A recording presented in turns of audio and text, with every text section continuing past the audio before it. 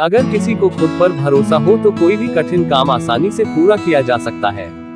रामायण में ऐसा ही एक प्रसंग है कि वानर सेना माता सीता की खोजबीन करते हुए जब समुद्र तट तक पहुंची तो विशाल समुद्र को पार कर लंका जाना कठिन प्रतीत होने लगा। छोटे छोटे लक्ष्य बनाकर उनको पूरा करने से खुद का भरोसा बढ़ेगा। अगर किसी को खुद पर भरोसा हो तो कोई भी कठिन काम आसानी से पूरा किया जा सकता है। रामायण में ऐसा ही एक प्रसंग है कि वानर सेना माता सीता की खोजबीन करते हुए जब समुद्र तट तक पहुंची तो विशाल समुद्र को पार कर लंका जाना कठिन प्रतीत होने लगा। तब अंगद ने कहा कि मैं समंदर के उस पार लंका में जा तो सकता हूँ पर वापस लौटकर आ पाऊंगा इस पर मुझे संदेह है। अंगद को अपनी क्षमता और योग्यता पर भरोसा नहीं था।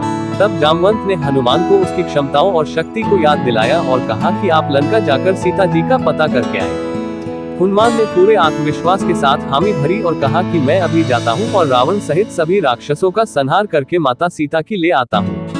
तब जामवंत ने कहा कि रावण और दूसरे राक्षसों का संहार राम स्वयं करेंगे, आप तो माता सीता का पता लगाकर आ जाओ। तभी हनुमान एक ही छलांग में समुद्र पार कर जाते हैं।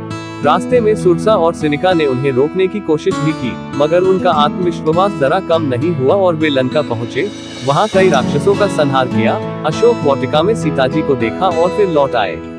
इस प्रसंग से हमें सीख मिलती है कि जब हम किसी उच्च मुकाम की तरफ जाते हैं तो मन में आशंकाएं और भय जरूर आ जाता है, मगर हमें इनसे पार पाने के लिए अपने भीतर के भरोसे को मजबूत रखना चाहिए। उत्साह के साथ लक्ष्य की ओर बढ़ने से भीतर का भरोसा भी मजबूत होता है। अगर हमें अपने अंतर से अपनी क्षमता पर यकीन हो जाए तो कोई भी लक्ष्य आसानी से पाया जा सकता है। अब आप यह भी सोच रहे होंगे कि आखिर आत्मविश्वास है क्या और इसे कैसे जागृत किया जाए।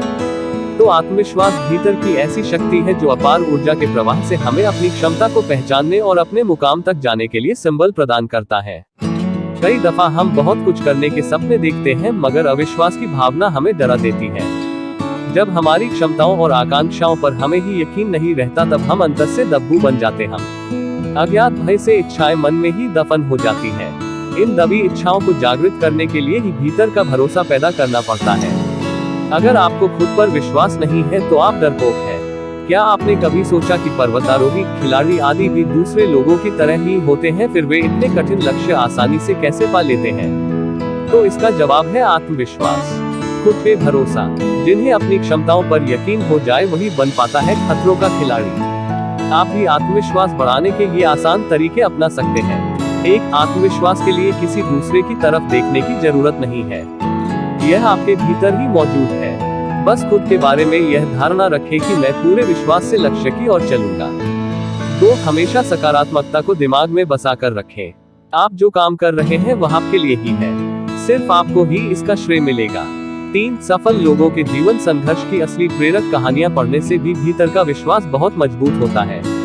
4, जीवन के उन अवसरों को याद करें और डायरी में लिखें जब आपने मुश्किलों में भी कोई कार्य अपने विश्वास के दम पर पूरा किया था। 5, हमेशा प्रसन्नचित्त रहिए।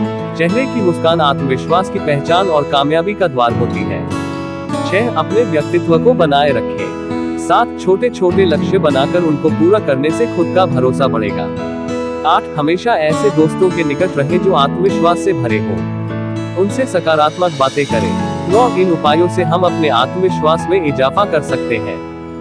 चरितमानस की इस चौपाई का अर्थ है जिसके मन में सदैव दूसरे का हित करने की अभिलाषा रहती है, जो सदैव दूसरों की सहायता करने में लगे रहते हैं, उनके लिए संपूर्ण जगत में कुछ भी दुर्लभ नहीं है। वर्तमान समय में भगवान राम की इस बात का महत्व बढ़ जाता है। आज सभी को एक दूसरे की जरूरत है, इसलिए मदद के लिए उठ खड़े हो।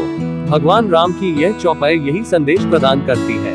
तो बड़ छोट कहत अपराधो, सुनी गुण भेदु समुझ ही साधु।